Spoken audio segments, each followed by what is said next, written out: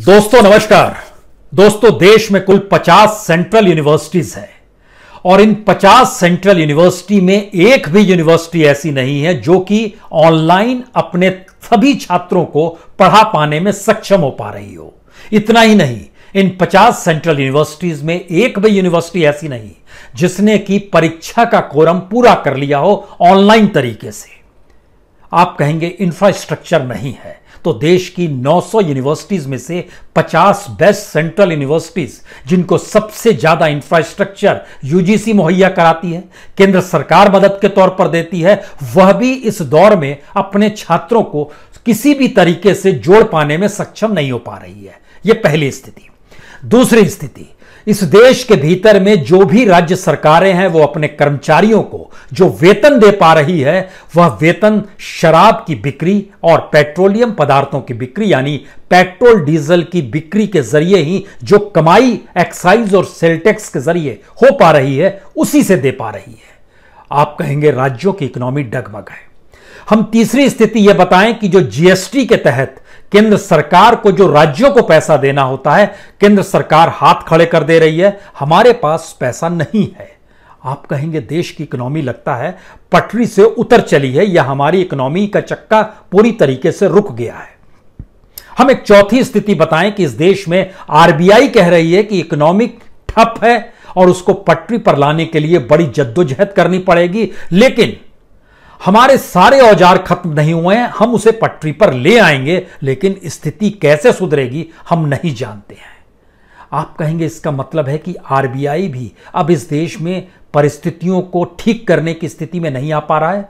हम बताएंगे कि दरअसल एक सिस्टम इस देश के भीतर में ऐसा है जहां पे ऑर्गेनाइज्ड करप्शन का एक नायाब चेहरा बैंकिंग फ्रॉड्स के जरिए निकल कर आ रहा है। यानी फ्रॉड्स की तादाद इस दौर में भी बढ़ती चली जा रही है जिस दौर में इकोनॉमी काम नहीं कर रही है, देश की अर्थव्यवस्था डामाडोल है। तो आपका सवाल होगा, क्या वाकई इस देश की ऐसी स्थिति आ गई है जहां पे पढ़े लिखे लोग भी अब बैंक फ्रॉड के जरिए पैसा कमा रहे हैं और उनकी तादाद बढ़ती चली जा रही है? इन चार परिस्थितियों को समझने के साथ एक बात और समझ लीजिए, इस देश के भीतर में सारी चीज कंसंट्रेट करने की कोशिश की गई। यानी केंद्र सरकार ने चाहा कि धीरे धीरे वह एक ऐसी परिस्थिति ले आए जिसमें पिरामिड बन जाए, यानी फेडरल स्ट्रक्चर की जरूरत नहीं है।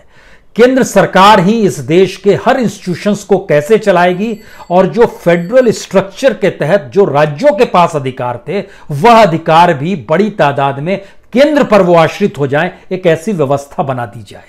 और यह बनाया गया, और बनाने के बाद अब अगर केंद्र सरकार उस पूरे सिस्टम को ना चला पा रही हो तो सवाल है क्या इस देश की इकोनॉमी और इस देश का सिस्टम कोलैप्स तो नहीं कर रहा है? यकीन जानिए स्थिति कुछ उसी दिशा में धीरे धीरे सही लेकिन बढ़ चली है और कोई विजन सरकार के पास नहीं है कि इस देश को संभालें कैसे हर स्तर पे। हम इसको एक बेसिक लाइन जो हमने आपके सामने खींची, इसकी शुरुआत हमको लगता है कि यूनिवर्सिटी से ही कर देते हैं, क्योंकि भारत के भीतर में जो सेंट्रल यूनिवर्सिटी है उसमें इलाहाबाद यूनिवर्सिटी तो 1887 में बनी थी। उसके सामने ऐसा संकट नहीं आया था जो आज की तारीख में यूनिवर्सिटी में पढ़ने वाले छात्रों के सामने संकट आ गया है। ना पढ़ाई कर पा रहे हैं ना परीक्षा दे पा रहे हैं। सबसे पुरानी यूनिवर्सिटी सेंट्रल यूनिवर्सिटी के तौर पर इलाहाबाद यूनिवर्सिटी है। उसके बाद दूसरा नाम आपके जहन में आएगा तो यह एग्रीकल्चर यूनिवर्सिटी है। पूसा समस्तीपुर में राजेंद्र प्रसाद जी के नाम पर है। यह 1905 में यूनिवर्सिटी बनी थी। इसकी स्थिति भी अंदर से जर्जर हो चली है, कोई काम नहीं हो पा रहा है, छात्र वहां पर यूनिवर्सिटी के साथ इस दौर में जुड़ नहीं पा रहे हैं, इंफ्रास्ट्रक्चर नहीं है। तीसरी यूनिवर्सिटी हमें लगता है शांति निकेतन का जिक्र करना चाहिए, जिसमें विश्व भारती यूनिवर्सिटी 1921 में बनी थी। हालांकि 1920 में जामिया भी बनी थी। दिल्ली की जो जामिया यूनिवर्सिटी है यह भी सेंट्रल यूनिवर्सिटी की कैटेगरी में उसी वक्त की आती है। इतनी पुरानी यूनिवर्सिटीज को भी चला पाने की स्थिति में मौजूदा वक्त में सरकार के पास इंफ्रास्ट्रक्चर नहीं है। और इस सरकार के दौर में जो मौजूदा सरकार है इन्होंने 4 सेंट्रल यूनिवर्सिटी बनाई है। उसमें सबसे पहले तीन सेंट्रल यूनिवर्सिटी बनाई है। उसमें सबसे पहले थी महात्मा गांधी सेंट्रल यूनिवर्सिटी मोतिहारी 2016 में। उसके बाद 2018 बनाया गया था नेशनल स्पोर्ट्स यूनिवर्सिटी, ये मणिपुर इंफाल में बना था। और 2019 में बनाई गई है आंध्र प्रदेश में सेंट्रल यूनिवर्सिटी। यहां भी चीजें ठप पड़ी है। एक सिलसिला है इस देश में, पूरा एजुकेशन सिस्टम ठप पड़ा हुआ है, इंफ्रास्ट्रक्चर नहीं है। अब दूसरी स्थिति आती है कि अगर यह स्थिति आ गई तो फिर सरकारों के पास पैसा है कहां पर।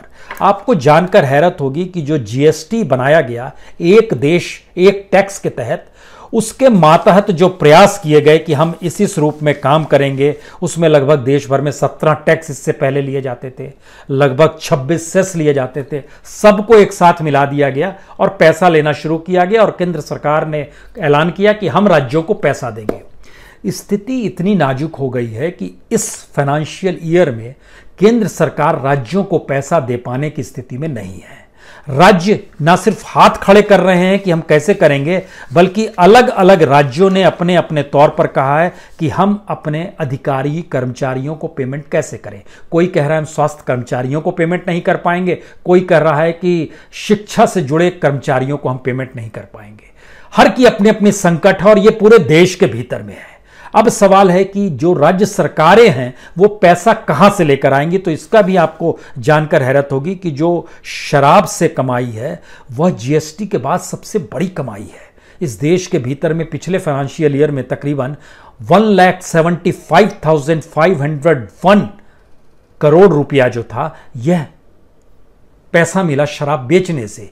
इसी को अलग अलग राज्यों के हिस्सों में अगर बांटिएगा तो उत्तर प्रदेश ने लगभग 31,500 हजार करोड़ रुपए शराब बेचकर कमाए तो पैसा आ गया। कर्नाटक ने लगभग 20,000 करोड़ रुपए शराब बेचकर कमाए तो कुछ पैसा आ गया। महाराष्ट्र ने लगभग 17,500 करोड़ रुपए कमाए तो पैसा आ गया। पश्चिम बंगाल ने लगभग 11,000 करोड़ रुपए कमाए। तेलंगाना ने लगभग 10,000 करोड़ कमाए। बाकियों ने 10,000 करोड़ से कम कमाए हैं शराब बेच बेचकर। इसमें खासतौर से दो राज्य, बिहार और गुजरात। गुजरात तो फिर भी चला जा रहा है क्योंकि वहां पर जीएसटी की कमाई कॉम्पिटिटिवली ज्यादा है। बिहार की स्थिति इतनी नाजुक हो गई है कि यहां पर जीएसटी की कमाई सबसे कम और दूसरी तरफ शराबबंदी भी है। अब ये पैसे जो इसके पास आ रहे हैं वो आ रहे हैं सिर्फ पेट्रोल और डीजल की कमाई से। इसके जरिए जो पैसा आता है, आप ये समझने की कोशिश कीजिए कि लगभग सेल टैक्स के जरिए 27.5% ओवरऑल एवरेज देश में आता है। उसमें मैक्सिमम पेट्रोलियम पदार्थ रहते हैं और जो स्टेट एक्साइज लेते हैं, जो कि शराब उराब से लिया जाता है, वो अलग कमाई है। इसके अलावा जो प्रॉपर्टी और कैपिटल ट्रांजैक्शन होता था वह भी इस दौर में 11% जो औसत कमाई थी वह घटकर 3% पे आ गई है, 3%। राज्यों के पास पैसा नहीं है, केंद्र पैसा देने की स्थिति में नहीं है। और जो एनालिसिस किया गया था जब जीएसटी को लाया गया था और जो एनालिसिस किया गया था, उस एनालिसिस में इस बात को कभी सोचा ही नहीं गया कि इस देश की इकोनॉमी अगर ठप पड़ जाएगी, वो अगर सिकुड़ जाएगी, आरबीआई अगर हाथ खड़े कर देगा, आरबीआई से जितना पैसा केंद्र सरकार को लेना है वह लेते चली गई, लेते लेते उसके भी हाथ जब पांव फूलने लगेंगे, तब इस देश का क्या होगा। ये किसी ने कल्पना नहीं की थी। और किसी भी शासन आजादी के बाद से, नेहरू से लेकर देवगौड़ा काल भी जोड़ लीजिए, उसमें गुजराल काल भी जोड़ लीजिए, वीपी सिंह का भी जोड़ लीजिए, चंद्रशेखर का भी जोड़ लीजिए, जिन्होंने सोना गिरवी रखा था, उन सारे दौर में ऐसी स्थिति नहीं थी जो मौजूदा वक्त में स्थिति है। इसका पहला मतलब आजादी के बाद यह पहली स्थिति बनी है। और इसकी वजह सिर्फ महामारी नहीं है, इसकी वजह इकोनॉमी के साथ एक ऐसा खिलवाड़ है जिसमें जो भी पैसा टैक्स पेयर का आता था उसमें सेंट्रल गवर्नमेंट अपने पास रखकर उसको अपने सरकार को बनाए रखने के लिए चुनाव में खर्च करती थी, प्रचार में खर्च करती थी, एजेंसीज पर खर्च करती थी, विधायकों की खरीद फरोख्त होती थी, उसके अलग अलग माध्यमों से जो भी होता था, लेकिन वो प्रोडक्टिव नहीं हो पा रही थी, यानी उसका कोई आउटपुट नहीं था, उससे कुछ चीजें निकल नहीं आ रही थी। और इस प्रक्रिया के भीतर में जब टैक्स घटाया गया कॉर्पोरेट का, जिसका बोझ रिजर्व बैंक पे तकरीबन 1,76,000 करोड़ का पड़ा, वह भी पानी में बह गया क्योंकि उसके जरिए भी मार्केट इकोनॉमी कमोवेश जस की तस रही। लेकिन अब जरा समझने की एक एक कोशिश कीजिए। हमारे यहां जो जीएसटी की हालत है, खासतौर से इस फाइनेंशियल ईयर का हम आपसे जिक्र करेंगे। अप्रैल के महीने में, मई के महीने में, जून के महीने में, जुलाई, जीएसटी की स्थिति देखिए, एवरेज अगर आप देखना चाहते हैं और समझना चाहते हैं कि क्या स्थिति बनी है, तो अप्रैल में सिर्फ 32,000 करोड़ जीएसटी आया, जो कि सरकार मानकर चलती है कि एवरेज जो होना चाहिए वह 1 लाख करोड़ होना चाहिए। लेकिन अप्रैल में 32,000 करोड़ आया। सबसे ज्यादा जुलाई में आया है 87,000 करोड़।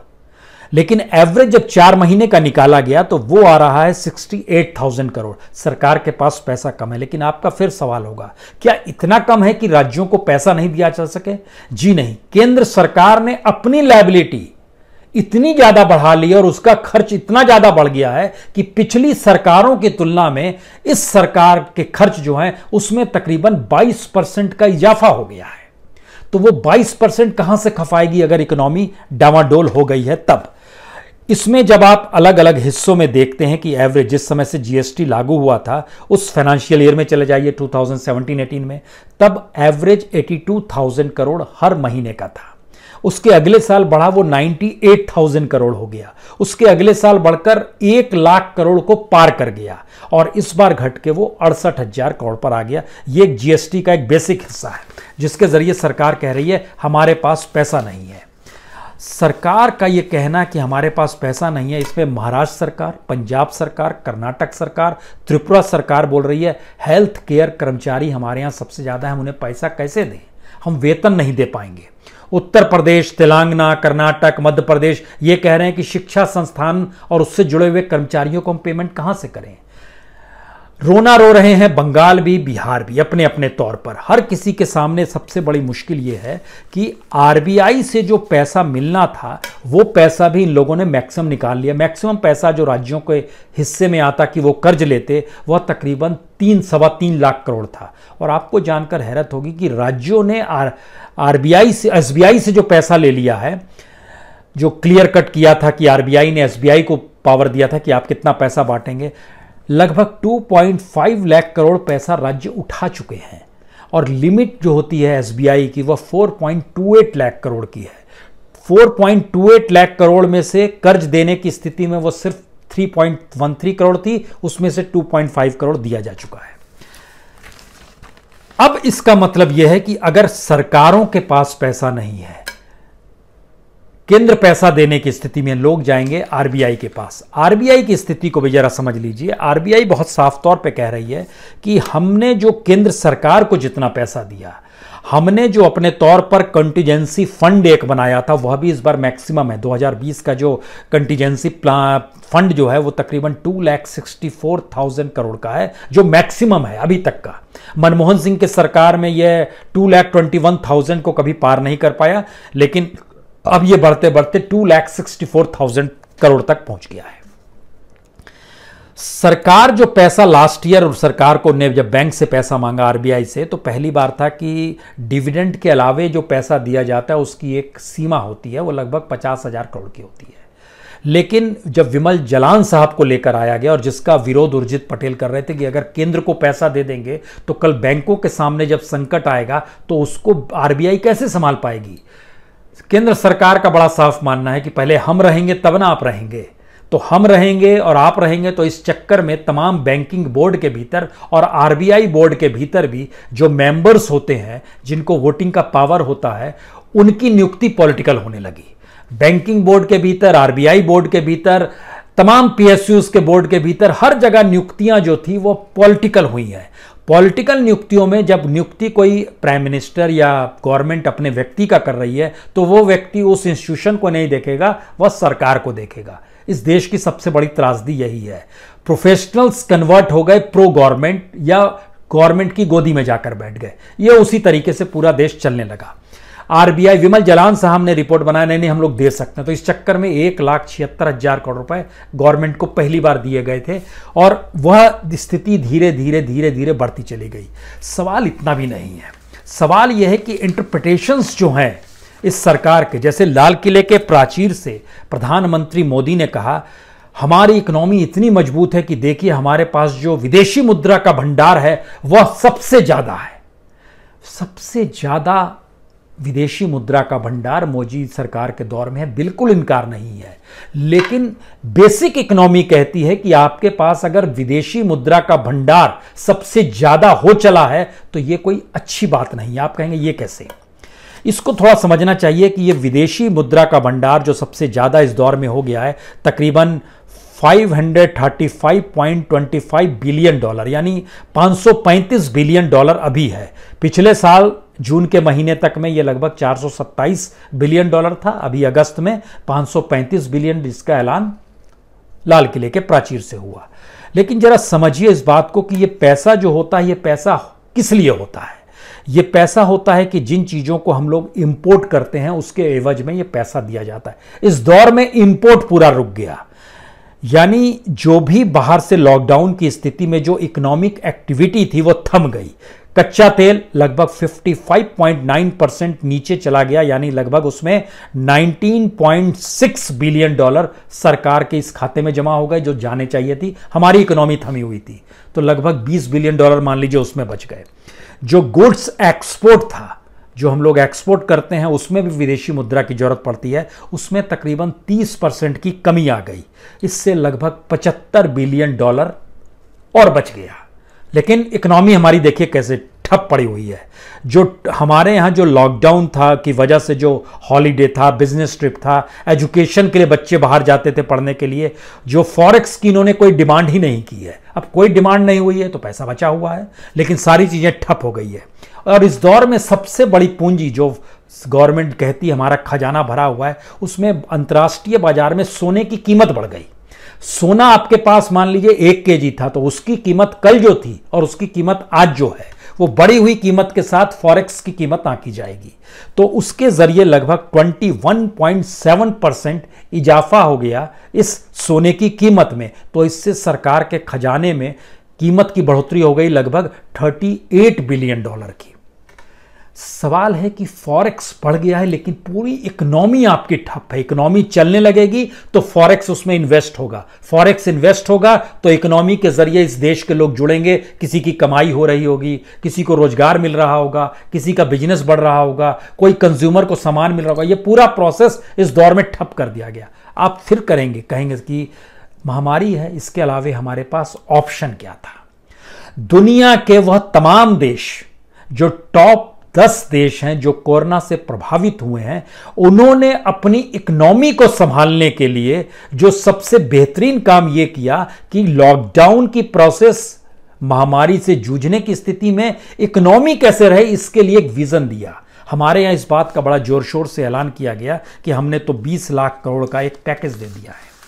हमको लगता है उस पैकेज का भी अध्ययन कभी कभी कर लेना चाहिए कि उस पैकेज का हुआ क्या और जिन जिन फील्ड में वो पैकेज दिया गया था क्या वाकई पैसा दिया गया और कुछ हो गया क्या। जैसे 5.94 लगभग 6 लाख करोड़ जो थे छोटे व्यापारियों को कर्ज दिया गया, गैर बैंकिंग फाइनेंशियल इंस्टीट्यूशंस को कर्ज दिया गया, बिजली वितरण कंपनियों को कर्ज दिया गया।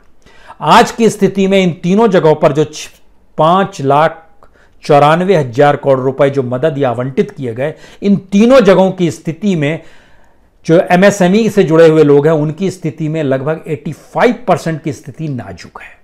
जो गैर बैंकिंग वित्तीय कंपनियां हैं वो घाटे में चल रही है। जो बिजली वितरण कंपनियां, उनकी स्थिति नाजुक हो गई है। फिर पैसा कहां गया? लगभग 3,10,000 करोड़ रुपए प्रवासी मजदूरों को जो 2 महीने का मुफ्त अनाज, किसानों को कर्ज, इस पर जिस बात का जिक्र हुआ, किसानों की स्थिति और नाजुक। जो प्रवासी मजदूर थे उनके सामने दोबारा संकट, वो दोबारा शहर की तरफ भाग रहे हैं, कुछ काम मिल जाए, कहीं कुछ हो जाए। मनरेगा उन्हें पूरी तरह खपाने की स्थिति में नहीं है और उनकी जो पूरी की पूरी आय थी और जो पूरी परिस्थितियां थी वह पूरी डामाडोल हो गई। उस लाभ से कोई, आप कहेंगे नहीं, 5 किलो अनाज तो मिला।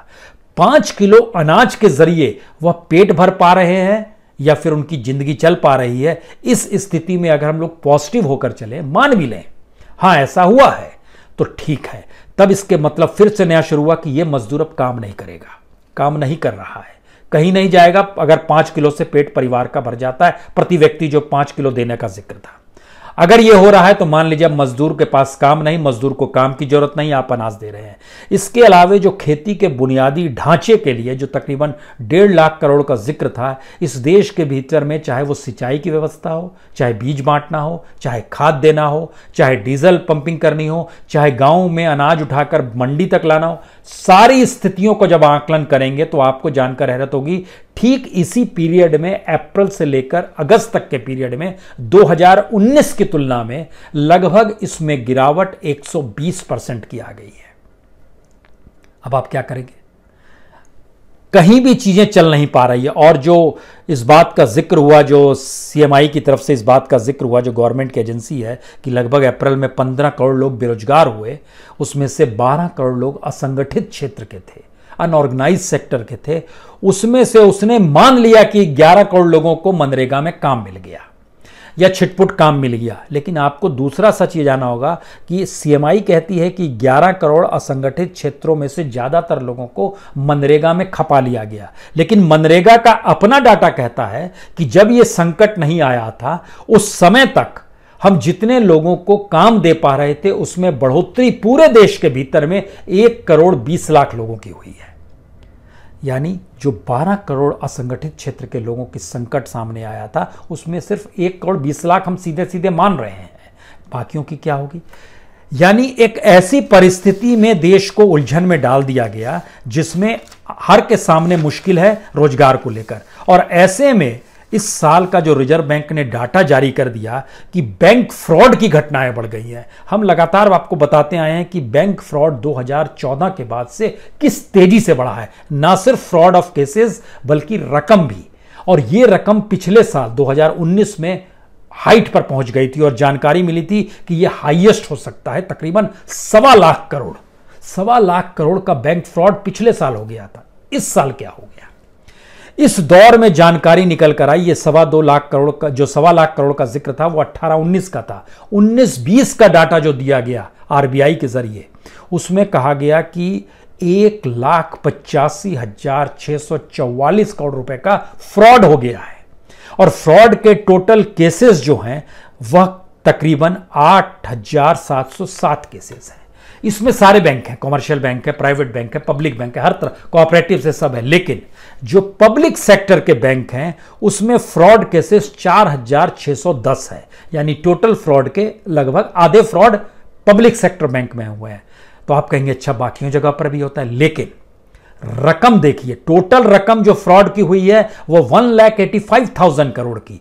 और पब्लिक सेक्टर के बैंक में उसमें से जो फ्रॉड हो गया है वह तकरीबन 1,82,000 करोड़ का हो गया। अब आप क्या करेंगे अगर यह स्थिति इतनी भयावह है और इसमें भी जो 4,413 केसेस हैं उसमें सीधी तरीके से 1,48,400 करोड़ का चूना पब्लिक सेक्टर बैंक को लगा है। उसमें भी जो 50 क्रेडिट रिलेटेड फंड जो हैं, यानी 50 केस ऐसे हैं जिन्होंने इस पूरे अमाउंट का लगभग 76% एब्जॉर्ब किया है। यानी नीरव मोदी और माल्या की स्थिति में कुछ नए शार्क आ गए हैं जो अपने तरीके से पैसे को खपा रहे हैं। और खपाने वाले जो सेक्टर्स हैं जहां पर यह लूट हुई है उसमें संयोग से जुड़े हुए अभी भी रियल एस्टेट के लोग हैं, पावर सेक्टर से जुड़े लोग हैं, एविएशन और बंदरगाहों से जुड़े हुए लोग भी हैं।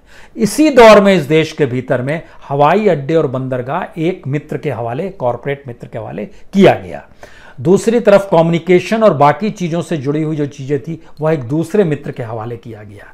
यानी धीरे धीरे ध्यान दीजिए, इस पूरे प्रोसेस में आपके पास 3 चीजें निकल कर आएंगी। पहली चीज, इस देश की इकोनॉमी पूरी तरीके से डामाडोल हो चली है और उसको संभालने की स्थिति में सरकार नहीं है। दूसरी स्थिति नजर आएगी कि इस डामाडोल इकोनॉमी के भीतर की जो चीजें बची हुई है वह 1-2 कॉरपोरेट मित्रों के हवाले की जा रही है। चाहे वो अंबानी हो, अडानी हो, उनके लगातार शेयर्स बढ़ेंगे, उनके टर्नओवर बढ़ेंगे, उनके रेवेन्यू बढ़ेंगे, वो सारी चीजें होंगी, वो लगातार बढ़ते चले जा रहे हैं। और तीसरी स्थिति ऐसी है कि आज नहीं कल मान लीजिए XYZ कोई भी सत्ता में आ जाएगा तो उसकी स्थिति इतनी नाजुक हो जाए कि वह इस देश को ही ना चला पाए, इस देश को संभालने उसके लिए मुश्किल होता चला जाए। तो आप क्या करेंगे? क्योंकि यह सारे डाटा होते होते जब आखिर में सवाल आता है कि रोजगार तो है नहीं, कुछ भी बचा नहीं, तो लोग क्या करेंगे? सरकार के इस रोजगार का डाटा भी जो इस बार निकल के आया है वो हम लोग लगातार इसका जिक्र कर रहे हैं कि कितने शहरों में लगभग 9% पार कर गया है जो बेरोजगारी की स्थिति है, गांव में लगभग 6% है। लेकिन अगर इस गवर्नमेंट के रोजगार को ही एक बेस बना दिया जाए, जिसका जिक्र बार बार होता है कि बड़ा शानदार काम, अब आप सोचिए कि 2018 में, 2019 में और 2020 में एवरेज जो निकल कर आता था वह तकरीबन 8 से 9,000 तक एवरेज, मंथली एवरेज निकल कर आता था कि इतने लोगों को नौकरी मिल रही है। जैसे हम आपको बताएं 2018 में 8,215 ये मंथली एवरेज था, जो कि नेशनल पेंशन सिस्टम से जुड़ रहा था। यानी एनएसओ कहता है कि जो नेशनल पेंशन सिस्टम से जुड़ गया उसको नौकरी मिल गई। तो नए केसेस जुड़े थे 8,218 एक महीने में। उसके हिसाब से आप 12 से गुना कर लीजिए कि साल भर में कितने मिले होंगे, तो भी आपको जानकर वो पहुंच जाएंगे कि अगर 8,000 एक महीने में है तो साहब ये तो 80,000, 1 लाख के लगभग पहुंच पा रहे हैं। जी, इतनी ही नौकरी मिली। 19 में ये थोड़ा बड़ा 9,213 मंथली एवरेज था जो नेशनल पेंशन सिस्टम से जुड़ा। यह भी जब जोड़िएगा तो यह भी लगभग 1.25 लाख से कम ही रहेगा, 1,10,20 हज़ार आएगा। 2019-20 जो फाइनेंशियल ईयर था लास्ट ईयर, उसमें 9,904 जो मैक्सिमम हाईएस्ट था वो 9,904 था। इसके हिसाब से भी जोड़िएगा तो आपके सामने वही आएगा, 1.25 लाख से कम की स्थिति है पूरे साल भर में। इस साल जो फाइनेंशियल ईयर जब शुरू हुआ तो उसके बाद एवरेज जो निकल कर आ रहा है वो आ रहा है 3,537। यानी इतने कम लोगों को सेंट्रल गवर्नमेंट, ये सेंट्रल गवर्नमेंट का डाटा है, स्टेट का अलग डाटा है, रोजगार दे पा रही है। स्टेट गवर्नमेंट में एवरेज जो निकल कर आता था, मंथली एवरेज पूरे देश के तमाम राज्यों को मिला दीजिएगा तो एवरेज निकल कर आता था तकरीबन 40 से 45 हज़ार के बीच में। जैसे 2018 में लगभग आपको 45,000 मंथली एवरेज था, 2019 में 45,209 था, फाइनेंशियल ईयर 20 में और कम हो गया, 41,333 हो गया। वो इस बार घटकर 20,000 पर आ गया। यानी पूरे देश के राज्यों को मिला दीजिए, हर राज्य को में अगर 29 राज्यों को अगर मिला देते हैं, उसमें यूनियन टेरिटरीज को मिला देते हैं, उसमें दिल्ली और पुडुचेरी को मिला देते हैं, इन सब को मिला देंगे तो 20,000 लोग सिर्फ जुड़ पा रहे हैं नेशनल पेंशन स्कीम से। अब आप जरा कल्पना कीजिए कि इस इतने बड़े देश के भीतर में जब जिस बात को लेकर गौरवान्वित महसूस हर कोई होता है, 130 करोड़, चाहे वो अमेरिका का मंच हो, चाहे ब्रिटेन का मंच हो, चाहे लाल किले के प्राचीर से हो, प्रधानमंत्री इस बात का ऐलान करते हैं 130 करोड़ लोग। सवाल है उस 130 करोड़ लोगों में हर साल नेशनल पेंशन स्कीम से सेंट्रल गवर्नमेंट के साथ जुड़ने वालों की तादाद 1.25 लाख भी नहीं हो पाती है। और पूरे देश में स्टेट लेवल पे जो लोग जुड़ पाएंगे उससे, उनकी तादाद 2.5 लाख भी नहीं हो पाती है। यह सच इसी देश का है। फिर 3 सवाल। अगर डिसइन्वेस्टमेंट की शुरुआत इस बात को लेकर हुई कि चीजें घाटे में चलेंगी तो बेच दी जाएंगी, तो क्या देश घाटे में है तो बेच दिया जाए? दूसरी बात, अगर इस देश के भीतर में यह नियम है कि कोई अधिकारी काम नहीं करता है, चीजों को घाटे में ले जाता है, उसको खोखला बना देता है, तो उसको तुरंत बर्खास्त किया जाए, तो क्या इस सरकार को बर्खास्त कर दिया जाना चाहिए? इसने चीजों को खोखला कर दिया, खत्म कर दिया। और तीसरी स्थिति, जब देश को चलाने का कोई विजन नहीं बच रहा हो तो ऐसे में जनता क्या करे, यह जनता को सोचना है। आखिरी सवाल यही है, यह आपको सोचना है। बहुत बहुत शुक्रिया, बहुत बहुत शुक्रिया।